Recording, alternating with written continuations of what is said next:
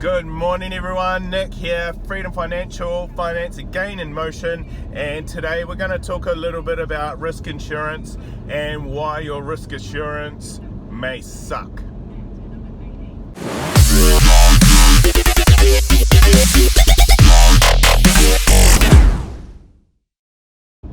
Alright, so another beautiful day. You can probably see out the back of the mirror. Blue sky again. It's Friday. I work the weekend, so I actually take Fridays off.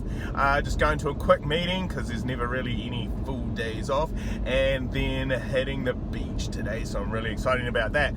But before we get started on our weekend, or my early weekend, which isn't really a weekend, I just wanted to talk a little bit about something that came to my attention the other day, and it really made me mad actually. So it comes down to what is being regulated in our space at the moment, and FMA and that are trying to clamp down on it to try and regulate it, I guess, and get a better client outcome is the end goal. Excuse me. So what am I talking about? Risk insurance. Now I know you either love it, hate it, people want it, don't want it. It's a necessity. You insure your car, you should insure your income, right? Or your health or your life or whatever, for a couple of reasons. So first reason, if you die and you've got a family, you're gone, they're not. What are you going to do? Let's be honest, most people have a mountain of debt and don't have a lot of savings, so you've got a whole income potentially to replace. If it's a husband that dies and the wife's not working, she's at home looking after children, you're in a really bad space, because unless you've got a family with deep pockets, you're kind of screwed. That simple. And yeah, so the other day I saw, and I've seen it a lot of times, and I kind of just wash over it and we usually fix it, but a lot of people have got their insurances with the bank. Now the bank is not your friend. The bank is there to lend us money and charge us interest on that money, and hold our money and charge us transaction fees on that money. And the bank basically gets into all these little side hustles, we'll call them that, like your KiwiSaver. Is the bank the best place for your KiwiSaver? And automotive insurance, is the bank the best place for your automotive insurance?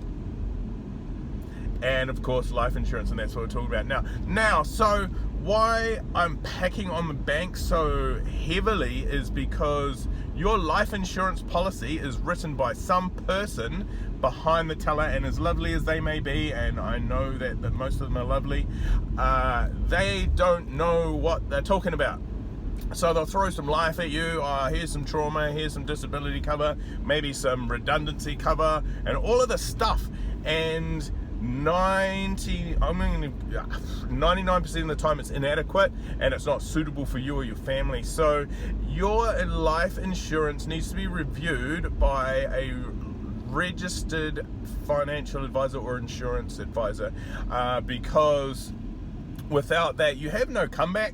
The bank staff are what they call QFEs, so they basically operate under the umbrella of the bank, say for example, and they don't really have to be qualified. They can advise on any product they wish, as long as it's a product from that institution. So ANZ bank teller, for example, straight out of university, maybe not even, maybe straight out of school, can write your life insurance policy. They can advise you on KiwiSaver, as long as it's ANZ KiwiSaver, and that is not necessarily a good thing. So again, if you've got insurance with the bank, please get in touch with me, and it's free. My service is free. Why not use it?